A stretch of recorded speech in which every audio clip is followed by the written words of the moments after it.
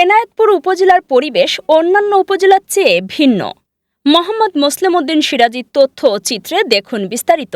সিরাজগঞ্জের এনায়েতপুর উপজেলা যমুনা নদীর পাড়ে অবস্থিত, যার ফলে এই এলাকার মানুষজনের মূলত ক্রমাগত নদী ভাঙন ও বন্যার মতো সমস্যার সম্মুখীন হতে হয়।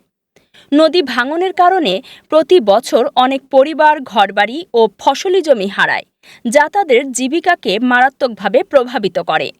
এলাকার অনেকেই মাছ ধরে বা নৌকায় কাজ করে জীবনযাপন করেন, কিন্তু নদীর গতিপথ পরিবর্তনের কারণে তাদের আয় কমে যাচ্ছে। শুষ্ক মৌসুম চরে উদ্ভব হয়, যা আবার বন্যা মৌসুমে তলিয়ে যায়। এই অস্থিরতা স্থানীয় অর্থনীতি ও জীবনযাত্রার ওপর নেতিবাচক প্রভাব ফেলে। যমুনা নদীর ভাঙন রোধে এনায়েতপুর এলাকায় ব্লক বসানোর কাজও প্রায় শেষের দিকে। এই ব্লক বসানোর কাজ মূলত বাঁধটাকে শক্তিশালী করার জন্য করা হচ্ছে, যাতে পানির স্রোতে মাটির পাড় ধসে না যায়। তবে পুরো এলাকাটা কি এই ব্লকের কাজ করা হচ্ছে, সেটা সরজমিনে অবস্থান করলে তা বোঝা যায়।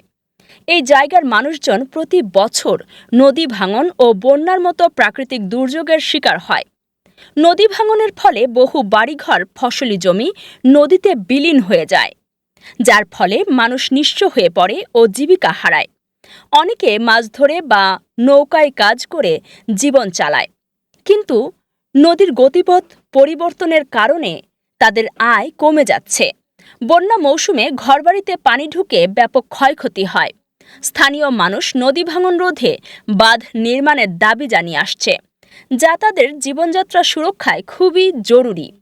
এছাড়া সিরাজগঞ্জের এনায়েতপুর চরাঞ্চলটি যমুনা নদীর বুকে জেগে ওঠা বিচ্ছিন্ন এলাকা হিসেবে ব্যাপক পরিচিতি বহন করেছে। এমনইভাবে এনায়েতপুরের মানুষের জীবনযাত্রা বেশ কঠিন।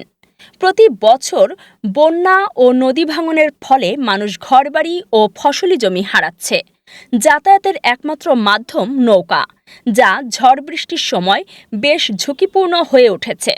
শুষ্ক মৌসুমে চরের ওপর দিয়ে মাইলের পর মাইল হেঁটে চলাচল করতে হয়। এই বিষয়ে এনায়েতপুর উপজেলা নির্বাহী কর্মকর্তা এইচ.এম. খোদাদাদ হোসেনের সাথে মুঠোফোনে যোগাযোগ করা হলে তিনি চ্যানেল HD24-এর সিরাজগঞ্জ জেলা প্রতিনিধি মোহাম্মদ মোসলেম উদ্দিন সিরাজীকে বলেছেন, আমরা এই বিষয়গুলো নিয়ে কাজ করছি। বর্তমানে যে সমস্যাগুলো রয়েছে, আমরা ইউনিয়ন পরিষদের সংশ্লিষ্ট কর্মকর্তাদের সাথে বসে আলোচনা করেছি। আশা করি সামনের দিনে সমস্যাগুলো সমাধান হবে। এই বিষয়ে এনায়েতপুর উপজেলার ভারপ্রাপ্ত কর্মকর্তা মোহাম্মদ জাহিদ হাসানের সাথে মুঠোফোনে যোগাযোগ করা হলে দৈনিক স্বদেশ বিচিত্র পত্রিকার স্টাফ রিপোর্টার মোহাম্মদ মোসলেম উদ্দিন সিরাজীকে বলেছেন, আমরা সকল সমস্যা সমাধানের লক্ষ্যে কাজ করে যাচ্ছি। বর্তমানে যে সমস্যাগুলো দেখা যাচ্ছে, আশা করি সামনের দিনে এই সকল সমস্যা সমাধান হয়ে যাবে।